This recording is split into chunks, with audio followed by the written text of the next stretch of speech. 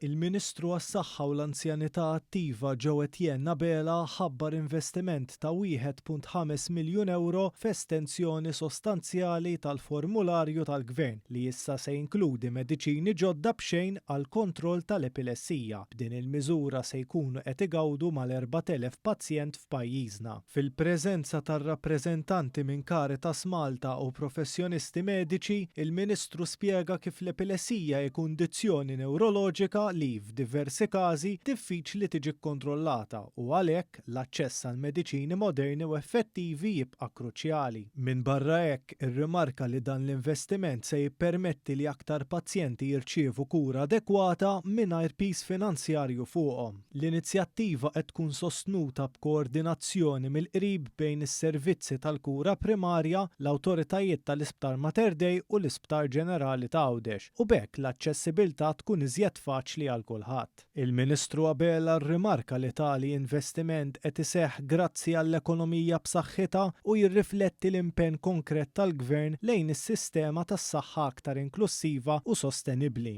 L-investiment fis-soċjal f'pajjiżna grazzja tal-Alla ma waqaf qatt, anzi din is-sena qed nitkellem fuq il-Ministeru li jiena mmexxi huwa budget record għas-saħħa u l-anzjanità attiva f'pajjiżna. Qed nitkellmu fuq budget ta' 1.8 biljun euro li dawk il-flus ovvjament ħajibbenefikaw minnhom il-pazjenti tagħna. Ħafna minn dak l-ammont imorru f'pagi għal professjonisti li jieħdu ħsiebna.